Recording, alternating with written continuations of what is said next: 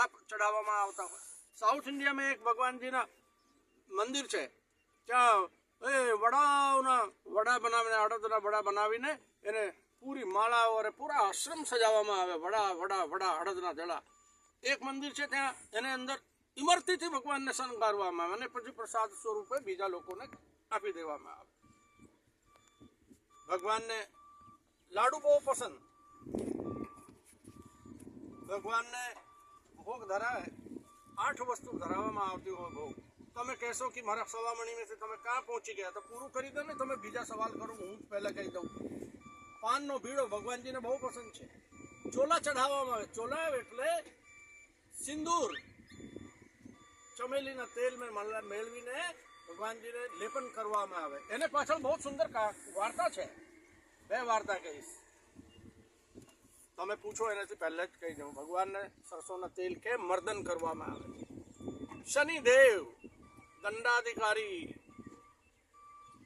રાવણની કેદમાં, ઓહો, રાવણ કેવી હસ્તી હશે કે જે શનિદેવને કાબુમાં કરી લઈને જેલમાં રાખી દે। હનુમાનજીને કૃપા કરીને શનિદેવને ત્યાંથી મુક્ત કરાયા। ઊંધા લટકાવેલા હતા શનિદેવને, ઊંધા લટકાવેલા રાવણ, ત્યાંથી મુક્ત કરાવ્યા હનુમાનજી। પછી શનિદેવ હનુમાનજીની મસાજ કરી સરસોના તેલથી।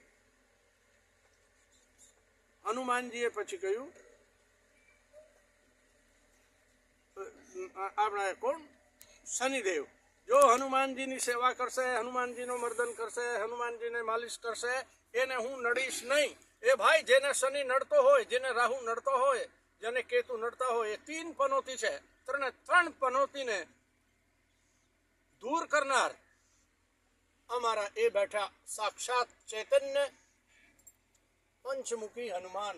આ સિદ્ધપીઠ છે ભાઈ, એ કોઈ મંદિર નથી, ઓટલા ઉપર વિરાજા છે, છાપરા નખાઈ જશે એના ઉપર।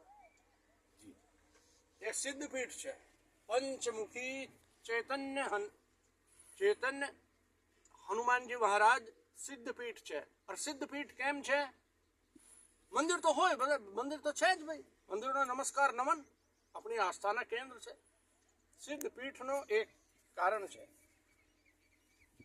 જ્યાં તમે કાંઈ વિશેષ નહીં જાણતા હો, કાંઈ નહીં કરી શકો ને, તો અત્યારે જે મેં વાત બતાવી છે, તમે સળંગ પરિક્રમા કરો, 100 પરિક્રમા 100 દિન કરો, તમારે બીજું કાંઈ નહીં કરી શકાતું હો તો નહીં કરો, એટલો તો કરો।